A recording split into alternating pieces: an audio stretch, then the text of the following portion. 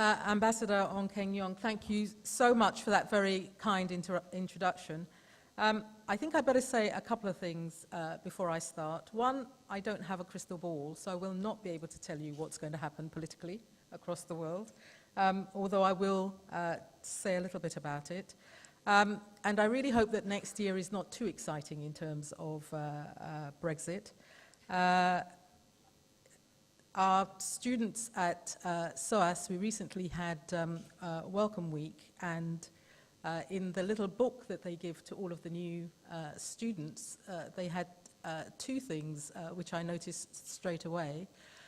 One was that they had the resignation of our current Prime Minister penciled in, and they also had the reversal of Brexit penciled in. So I don't know what they know that I don't know. But thank you again. It's always a pleasure to be in Singapore, a country I enjoy visiting, although I have to say that every single one of my visits seems to be for 2 or 3 days. So please, I need to find a reason to come for longer, so we'll talk about that later. I'd also like to thank RSIS for inviting me to deliver this lecture. And as the director of a higher education institution in the UK, at a time when we're facing significant challenges, I would particularly like to thank Mr. S.T. Lee for his continued support for higher education around the world. We really do need that support. Over the last few years, we've all felt the impact of the volatility and uncertainty in a world which is seeing major shifts in power relationships between nations, where liberal democracy is under pressure, and where certainly in the West, people are angry and fearful about what the future holds. For the last 2 years, I've been the director of SOAS University of London, a university which has always been on a challenging intellectual journey, and that journey has lasted a century. We just had our celebrations. SOAS was set up to train colonial administrators for the British Empire in 1916, helping to make the old world order function. And while SOAS has indeed trained hundreds of British diplomats in languages over the past 100 years, and can claim some success in helping to restore Japan-British relations after the Second World War, we've evolved to be a unique specialist institution, championing the issues and concerns of the post-imperial global South, bringing together the best social sciences, arts and humanities, research and teaching about Asia, Africa and the Middle East, and crucially, making the connections between them. We look beyond a purely Western-centric outlook on the world in every aspect of our scholarship. And we're united by a belief that education is a force for social and economic justice. And we have a clear mission to open up access to knowledge and break down barriers to learning. We see ourselves as outward-facing, diverse, and challenging.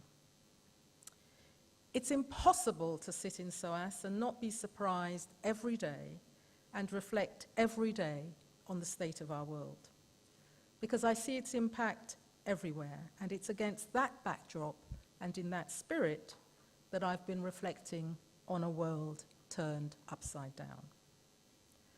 Every generation thinks it's unique in facing a world in turmoil. And you'll see on the screen behind me the engraving on the front of the English political pamphlet, and this is from 1647. And it was called, funnily enough, The World Turned Upside Down. This was a period in Britain when the king, claiming the divine right of God, was under house arrest. He was executed within 2 years, where the old order was overthrown to be replaced by a parliamentary dictatorship. And there were radical visions of the future, of extended suffrage, equality before the law, religious freedom, socialism, collectivism, and millennial utopias. No wonder the mouse is chasing the cat, the rabbit chasing the fox, and the horse pushing the cart. Today, we're dealing with our own world turned upside down. We are facing what seems to many of us an unprecedented set of global challenges, threats, and unresolved crises. And the frequency with which we use the term existential brings a sense of doom and despondency, which is dispiriting at best and potentially paralyzing at worst. In fact, I use the term myself later in this speech.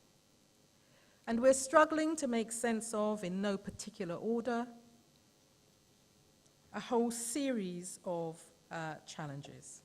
Civil wars, proxy wars, sectarian wars, insurgencies, violence, failing states, fragility, dysfunctional governments, corruption, mass migration and refugee flows, globalization, poverty, inequality, environmental degradation, climate change, nuclear proliferation, aging societies, and indeed the opposite, large numbers of young people in some countries in the world.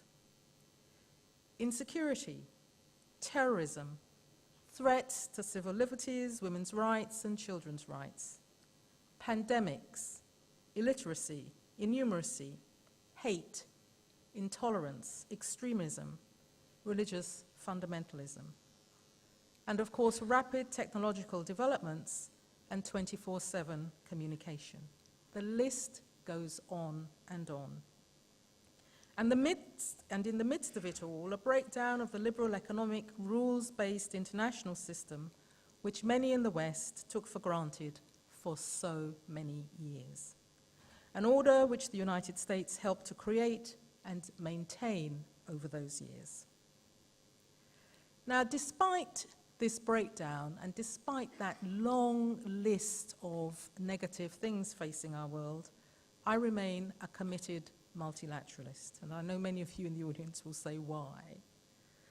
I believe in the value of global community and in our common humanity, and I'm a passionate believer that only by working together can we advance the highest aspirations of humankind and transform the quality of our lives.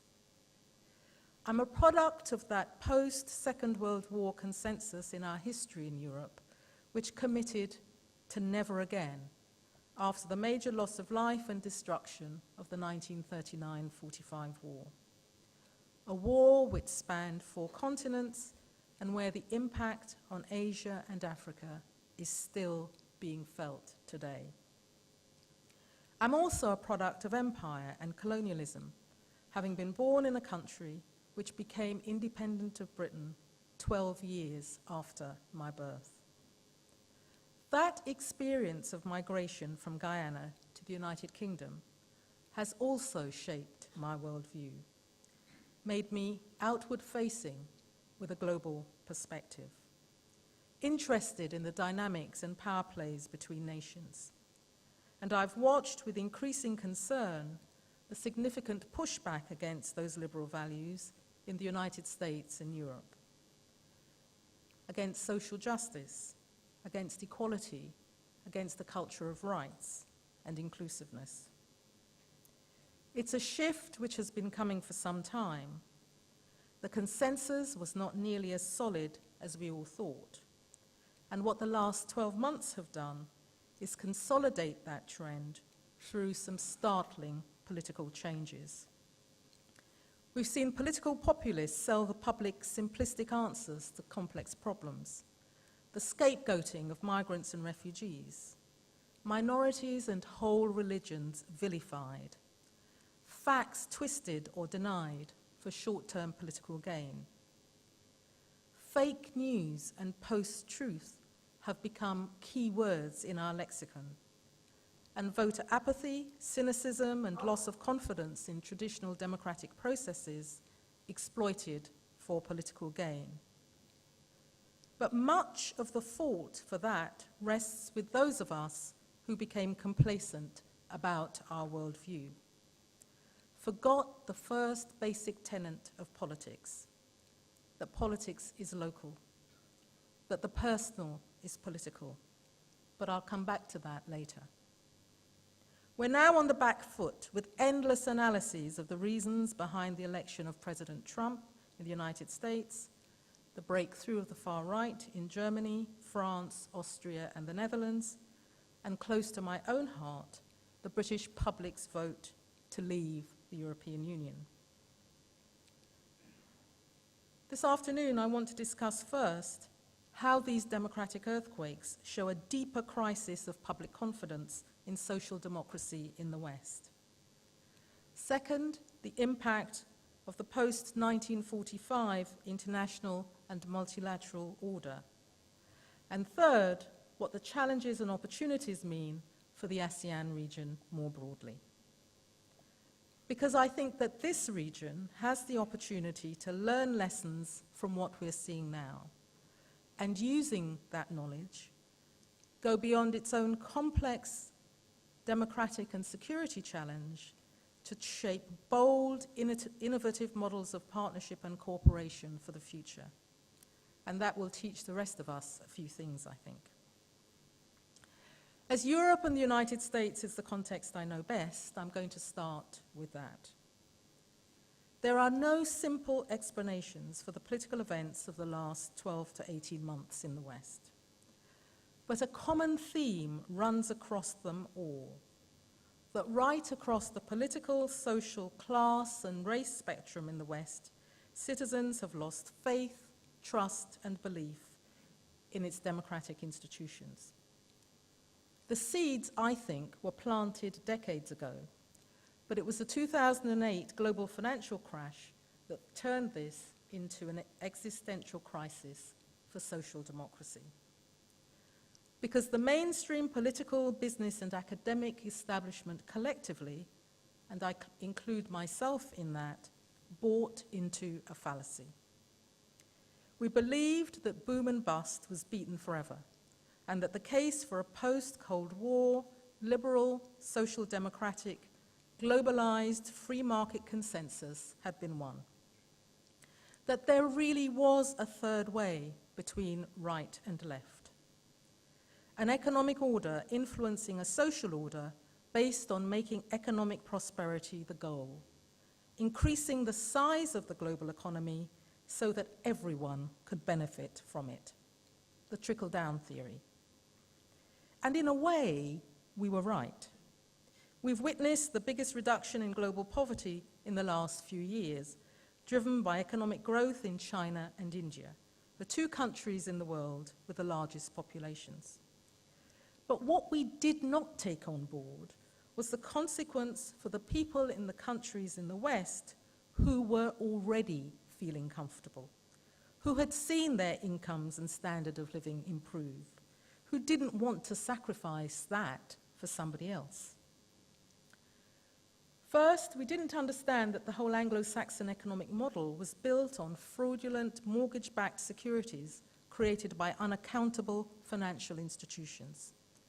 Institutions that became too big to fail, regulatory bodies were asleep at the wheel. And like the Asian financial crisis in 1997, the 2008 crisis exposed serious structural inefficiencies, poor governance and regulation of the banking sector, short-sighted government policies, and moral hazard. And yet the answer across Europe, and indeed in the United States, was to broadly retain the same system. Banks were bailed out, then states cut public spending and raised taxes to pay for it. Major members of the European Union, like Germany, imposed massive debt obligations on poorer nations like Greece, Ireland, and Portugal. And people suffered. We forgot the people at the heart of this. The workers who lost their jobs, the industries decimated, communities devastated, relationships changed forever. The price of austerity. No wonder that tens of millions are now demanding bold, new leaders from outside the political establishment who understand their day-to-day lives, their struggles, and their fears, and who understand the way that local and national identities have been challenged by the social and economic changes we are seeing. We forgot that politics is ultimately about individuals, about families, about communities. We took the public for granted. We became echo chambers, told people about the benefits of globalization, and didn't prepare them for or help to mitigate the risks. And the European Union in particular forgot that economic integration requires democratic accountability and transparency. At a conference I attended in London earlier this week, James Manika, who's the director of the McKinsey Global Institute, made reference to a poll that they did of people in 25 advanced economies which are facing income stagnation, looking at the impact of globalization on workers and the issues which concern them. In the top 6 countries in that poll, which include the United States, United Kingdom, France, and Italy, people blame their economic and other woes on 3 main things: globalization and trade, immigration, corporate/establishment elites.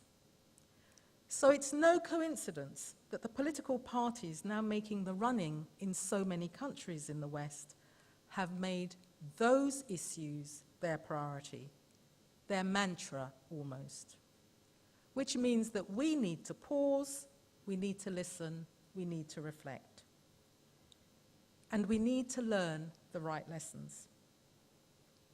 In a speech last year, British Prime Minister Theresa May argued, and I quote, "Too many people in positions of power behave as though they have more in common with international elites than with the people down the road, the people they employ, the people they pass on the street." She has a point. But she went on to say that if you, and I quote again, "if you believe you are a citizen of the world, you're a citizen of nowhere. You don't understand what citizenship means." That I don't agree with. Why? Because in a world being turned upside down, I find such insular views alarming. Mrs. May is tapping into an understandable but dangerous public mood across the West, which feels that we have spent too much time focusing abroad and getting too little back. That the rest of the world is too difficult to understand, the problems too intractable and too hard to deal with. But it's the job of leaders to help their citizens to understand and grapple with the complex problems which face us, not to take the easy route out. Promises are easy to make and hard to deliver. We need to ask ourselves seriously if we can afford to turn inward, economically, socially, and culturally. And the map that you see up behind me has a very different perspective of the world, because we've actually put different countries in the center. The scale of the challenges across the planet demand that we look outwards. We need better international cooperation and multilateralism, not less. The serious set of challenges that I outlined at the beginning of this lecture can't be solved by nations working in isolation, turning their backs on the world.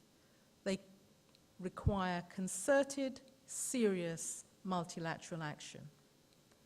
Which leads me to my second theme. Where does this leave the current system of global governance? The United States and its allies envisaged a post-1945 world order upheld and promoted by the West, based on peaceful international relations, democracy, free market capitalism, a whole set of principles and rules. They were enshrined in the United Nations and Bretton Woods institutions, the World Bank, the IMF, the IBRD, which would enforce a set of international norms. Yet 70 years on, the argument that the United States is uniquely qualified to champion and defend a rules-based liberal order is looking threadbare. During my 5 years at the United Nations, when I was in charge of coordinating the response to humanitarian crises around the world, we faced an unprecedented set of humanitarian crises caused by conflict, demanding international response and intervention. Syria, Democratic Republic of the Congo, Central African Republic, Somalia, Iraq, Yemen, Libya. And the natural disasters grew too: the Philippines, Haiti, Pakistan, Nepal.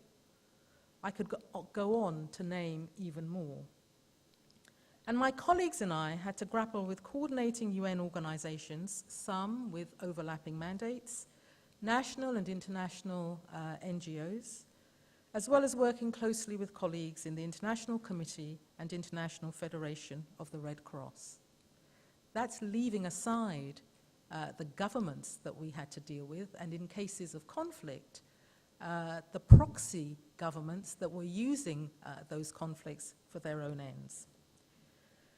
And though we were always frustrated that we could do much more, day in, day out, the United Nations provided, and still does, food, water, healthcare to tens of millions of people globally, fights poverty, protects women and children, and helps the forcibly displaced fleeing war, famine, or persecution, and crucially stands up for people's rights. But too often during my time, I saw something else as well. I saw inertia, weakness, and paralysis. Now, I'm a pragmatist. I know that the idealism I felt at 17 can't always be delivered, but I do still have some of it, and I'm very glad for that. That often in foreign policy or international relations, there are no good policy choices. There are just bad and less bad choices. But that shouldn't stop us trying. We need to ask ourselves what we should do if members of the UN Security Council and member states of the United Nations are not willing to stand up to uphold the UN's founding principle that perpetrators of aggression would never go unchallenged. Where is the accountability? We have 70 years of international law and institutions to enforce it, but no accountability if member states don't want to play by the rules. From Ukraine to Yemen, Syria to North Korea, Myanmar to South Sudan. The United Nations preamble speaks of "we the peoples," and its charter still states that it's an organization based on the principle of the sovereign equality of all its members. But over the years, this has morphed into sovereignty first, where individual states' strategic interests are put ahead of global challenges. Indeed, put ahead of people, communities, and societies. So many member states of the United Nations embody that mentality. We've seen Russia, for example, annexing territory, intervene in others' civil wars and in democratic elections, filling a void left by the United States, and some would say, acting no differently to the United States at the height of its power. And we see in the shifts in recent US foreign policy, the United States turning its back on trans-Pacific, transatlantic, and North American trade agreements, withdrawing from the Paris Climate Agreement, rejecting the current Iran nuclear deal, threatening to completely destroy North Korea, stalling Israel-Palestine peace talks, blowing hot and cold on the United Nations and on NATO, attempting to ban Muslims from entering the United States. We're seeing a much more transactional approach to statecraft from the United States. Many will argue that it's always been thus. For others, it's a post-9/11 phenomenon. Some would also argue that there is no longer a Republican and Democratic consensus in the United States on a US global leadership role. That the United States has lost its capacity, its desire, and indeed its political authority to lead. Others will say that the major change between Presidents Obama and Trump is that with President Obama, the rhetoric in terms of partnership was strong, but the action weak. And that with President Trump, the military rhetoric is robust, but implementation also weak. Essentially, no change in strategy. Although there is a fear that President Trump's protectionist rhetoric will harm open markets and global trade.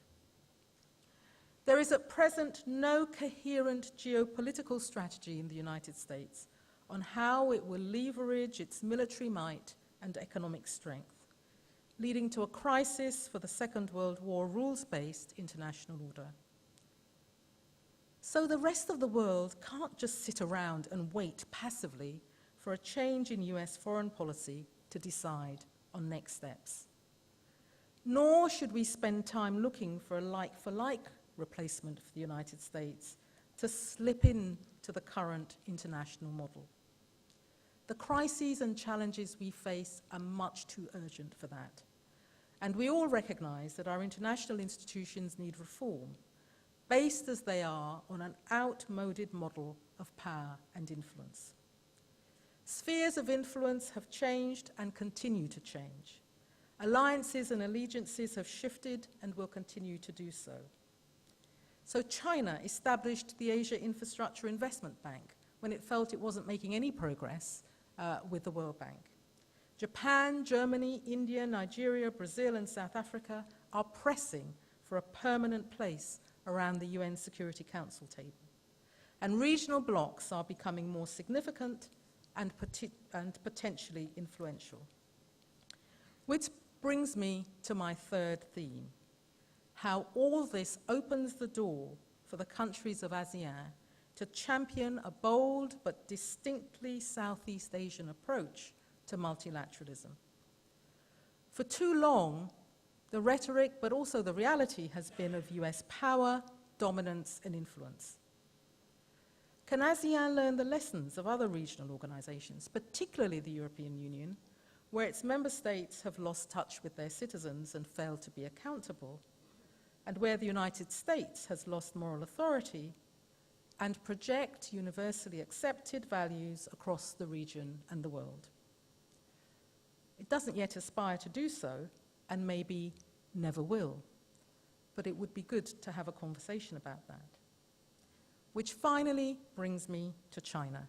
You've all been sitting there thinking she hasn't said anything about China yet. One cannot discuss the opportunities for the ASEAN region without talking about China. And one cannot talk about the global order or talk about global power without talking about China. Our news in the last week has been dominated by the Communist Party Congress and President Xi Jinping's major speech, which set the path for China's future. It's clear that China has no interest in becoming a like-for-like replacement for the United States.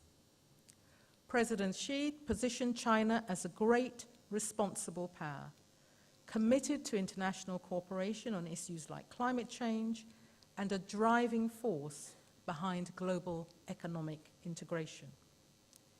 He said that China had entered a new era, that it will be the equal of any other power in 15 years, and will be the preeminent power in a further 15 years, backed by a modern, advanced military. He also argued that China wanted to perfect a new economic and political model without following the pattern set by Europe or North America, offering a route to nations who want to speed up development while preserving their independence. That no interference model is music to the ears of many. And he offered a critique of other major world powers by committing to uphold international fairness and justice and oppose acts that impose one's will on others, interfere in the internal affairs of others, and the practice of the strong bullying the weak. Well, I think the jury is out on that one. But reading between the lines, he's reaching out to the rest of Asia to join with him and build non-Western forms of partnership, cooperation, and governance. I think that we in the West have been too ready to tell the countries of Southeast Asia what you should do and how you should do it, and not look at what you are telling us about your strategic strengths and priorities. But the world needs more than just being carved up between power blocks run by strong leaders like China, the United States, Russia. We can see in the South China Sea and Korean Peninsula what happens when big powers put their strategic ambitions first. Of course, there's nothing new in that.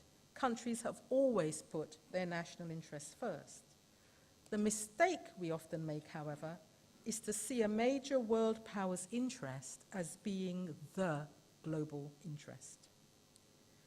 To look after your strategic and political interests and balance the interests of the United States, China, and Japan has got to be a key priority for ASEAN countries. Put together, the 10 nations of ASEAN have a population of more than 600 million. And if it were a joint economy, it would be the 5th biggest in the world. But of course, the countries are all different, at different stages of development, strong on the need for greater economic integration, but committed to a policy of non-interference in each other's affairs, and with no strong appetite for greater social, cultural, and political integration. For me, Singapore is a model for small countries which want to exercise influence. Singapore is a country that is able to talk to everybody, knows that it needs to talk to everybody, and does that through the exercise of soft power. Singapore's strength lies in the diversity of its population.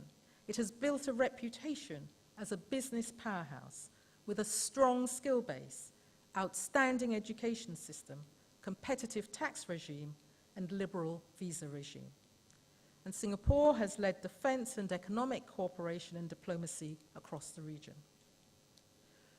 So what collectively can the countries of ASEAN do to seize the opportunity to become a regional and global powerhouse?